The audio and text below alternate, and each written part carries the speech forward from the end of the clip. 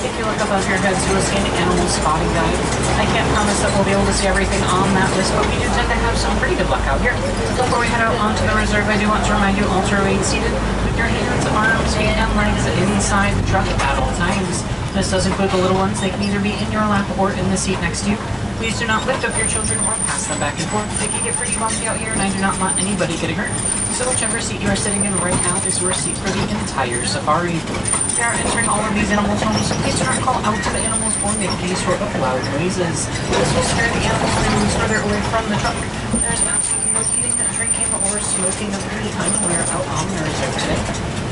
Right now we are entering the Little Eturi Forest, which is home to a few of our animal friends who are a little bit more on the shyer side, so sometimes they're a little bit harder to spot. Over on our right, it looks like there is an okapi. A lot of people think that the okapi is a relative of the zebra because of its striped legs, but they are actually a relative of the giraffe. They have a similar skull shape as well as a long prehensile tongue that they use to rip leaves off of branches. The okapi was only discovered back in the early 1900s, so we've only known of their existence for around the last 100 years or so.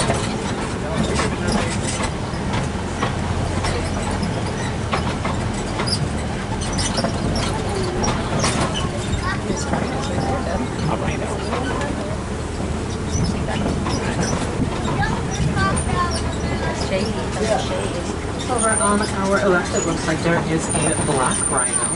Black rhinos are one of the smaller species of rhino, weighing in at around 3,000 pounds of weight.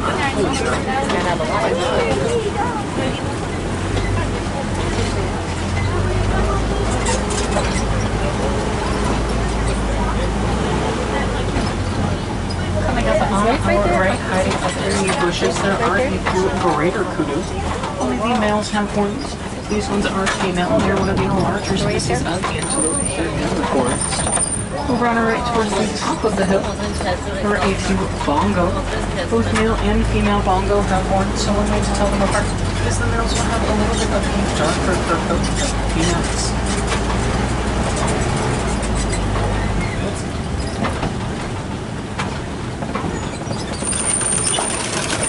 On our left, it looks like there is a saddle-billed stork.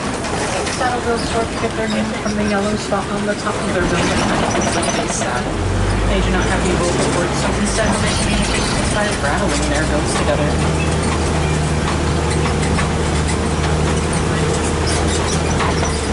Right now, we are headed over to the Safi River. The Safi River is home to a few of our animal friends who are a little bit more on the aquatic side, so that means that they like to live in the water.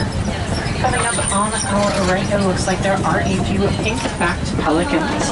Pink-backed pelicans get their name from the pink color that they turn during mating season.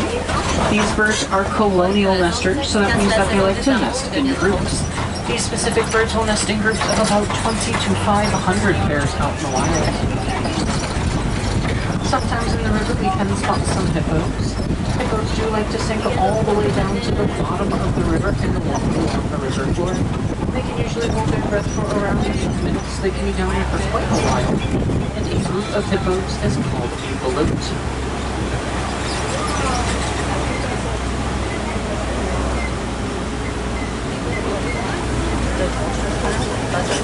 Big.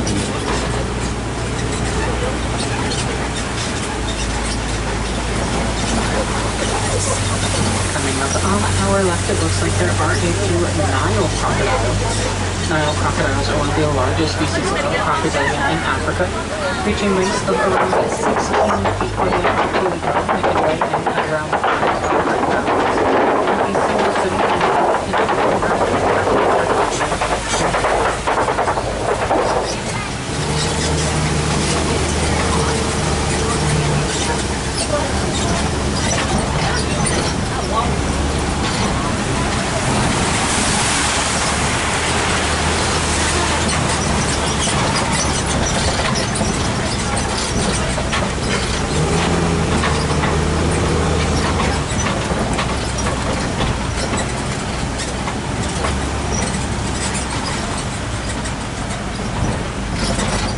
up on our right, it looks like there is a pretty cool looking tree. This is called a baobab tree. It's also known as an upside-down tree. It gets that nickname because for about 9 months out of the year, they do not have any leaves on their branches, so it looks like they are growing upside down.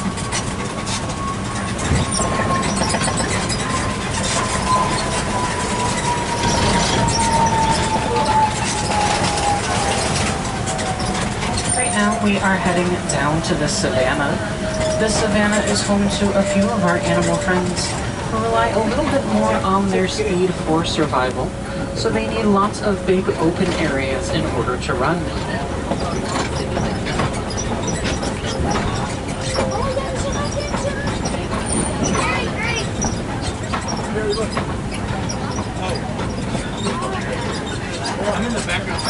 Over on our right, it looks like there is a springbok.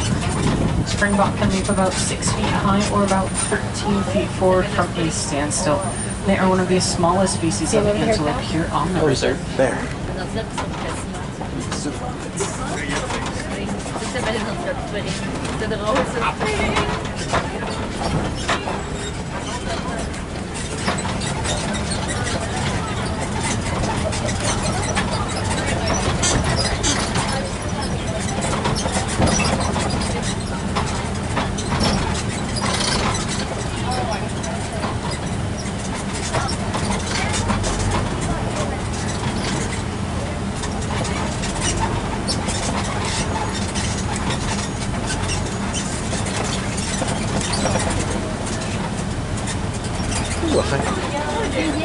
Over on our left, it looks like there are a few painted dogs. Painted dogs are one of the most successful hunters in the entire animal kingdom, with a success rate of around 90% when they go out on their hunts.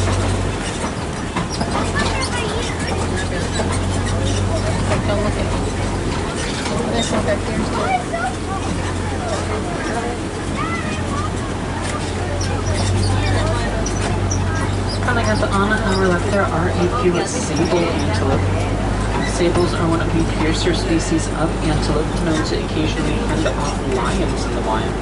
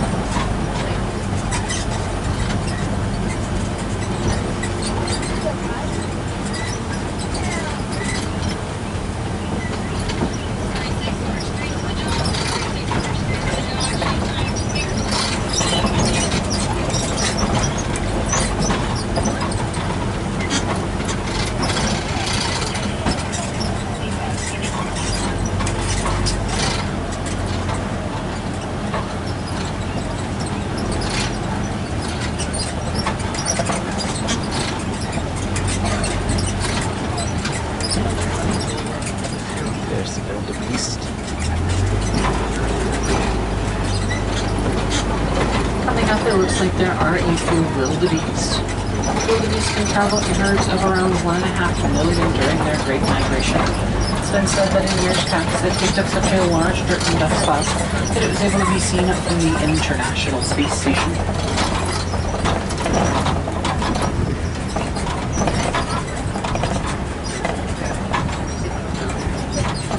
Over on our right, way up towards the top of the hill, you can just barely see some Ankoli cattle.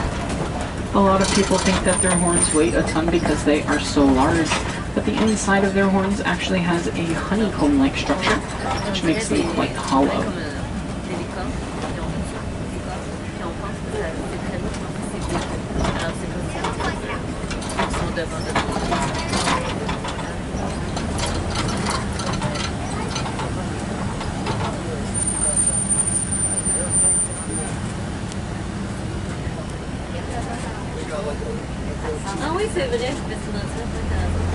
Coming up, there are a few eland. Eland are the largest species of antelope here on the reserve. Males can weigh around 2,000 pounds when they are fully grown. During mating season, male eland will put flowers and other foliage into their horns, making almost a flower crown in hopes of attracting a mate. Coming up, there are quite a few giraffe.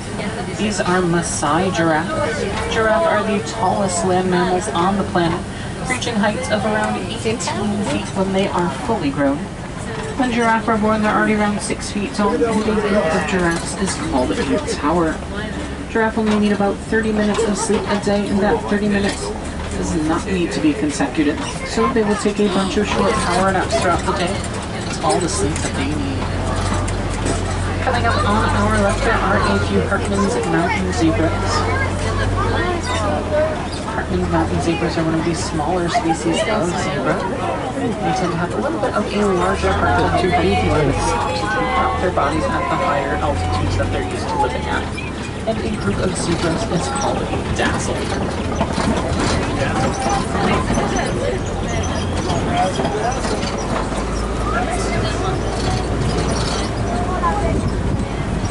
Judging by all of these knocked over trees and branches, I'd say we're getting quite close to elephant country. Look at the bin. Mandrill.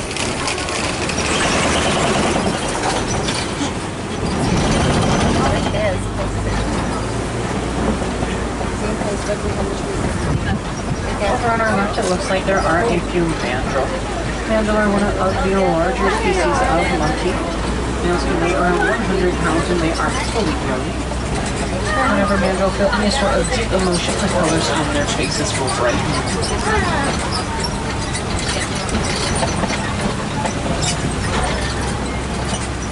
Over on our right, way in the back, you can just barely see an African elephant. Their ears are shaped kind of like the continent of Africa. They're the largest land mammals on the planet.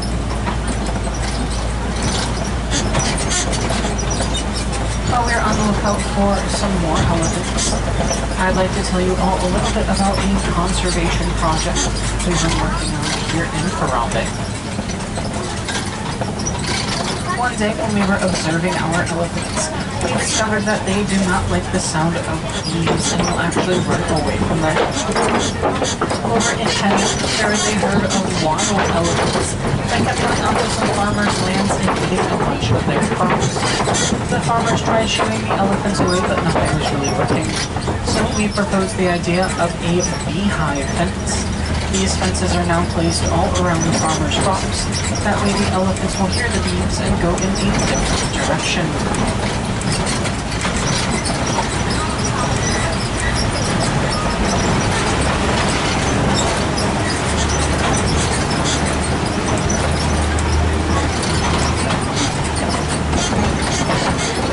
Coming up on our left, it looks like we are getting pretty close to an elephant herd. Elephant herds are matriarchal societies, so that means that the oldest female is the one who is in charge. She knows where all the best food is, where the best water is, and anything else that the elephants may need. Elephant herds usually consist of mom elephants with their young. Male elephants will typically stay with their mom until they're about 15 years old or so. They will either head off on their own, or they've been known to form all-male herds called bachelor herds.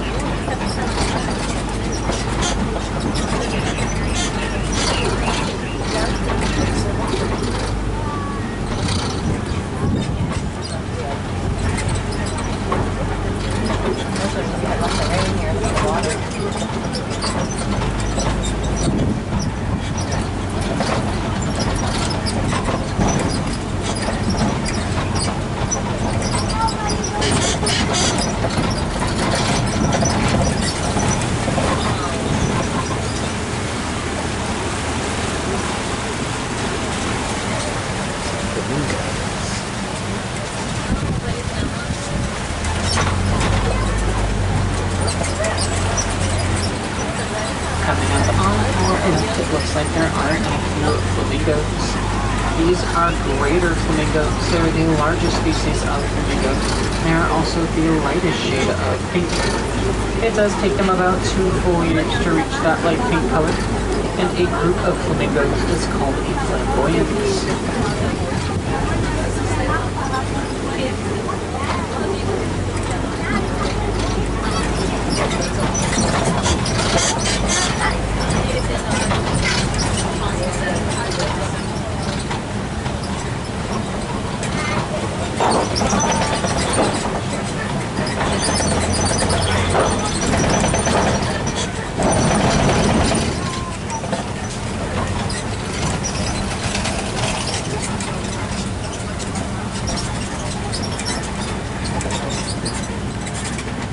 Over on our left, there are a few white rhinos. White rhinos are one of the larger species of rhino, weighing in at around 4,000 to 5,000 pounds when they are fully grown. These rhinos don't have the best eyesight, but they do have some incredible hearing to make up for it, and a group of rhinos is called a crash.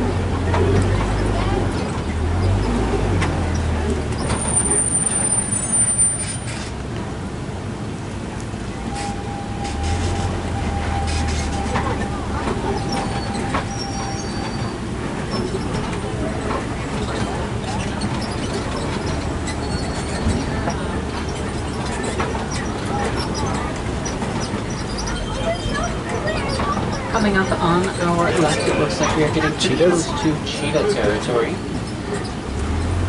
Cheetahs are the fastest land mammals, and they are the largest species of cat with the ability to purr.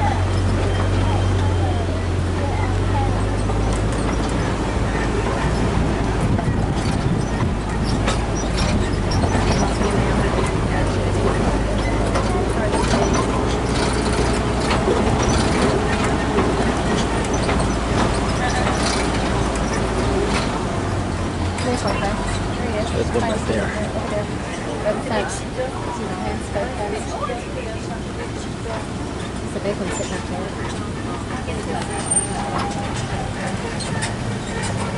There's another one there sitting right there.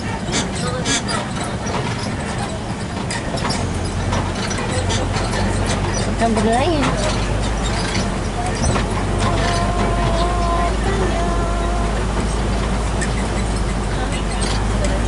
Coming up, it looks like there are a few Kopi rocks. Kopis tend to be the home of lions. Lions are nocturnal animals, that means that they like to sleep during the day. They're a little bit more active at night. Lions do sleep for about 14 to 20 hours a day. When they are awake, the females are the ones who go out to the hunting, while the males will stay behind and watch over their lands as well as their young. Coming up, it looks like there is an ostrich. Ostrich are the largest birds on the planet. Their eggs can weigh around 3 pounds, which is the equivalent to about 24 chicken eggs. Ostrich eggs are so sturdy, they can withstand the weight of a fully grown person.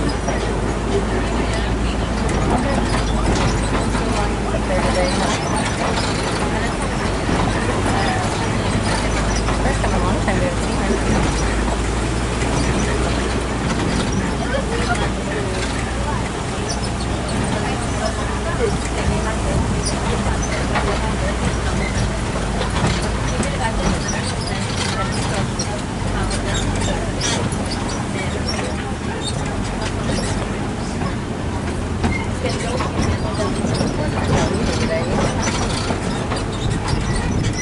Gates.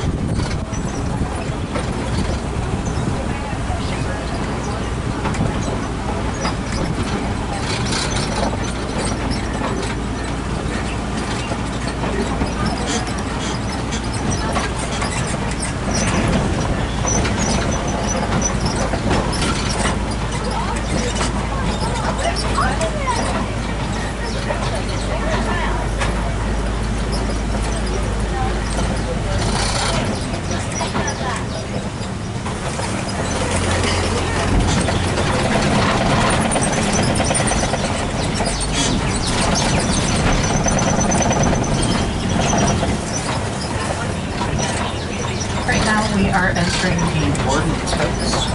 The warden looks after all of the animals here on the reserve, making sure that they are happy and healthy. It does look like they have a few Nigerian dwarf goats with them today. These goats may be small, but they are pretty valuable over in Africa. Lots of villagers will use them for their sweet milk as well as for the cheeses that they can produce.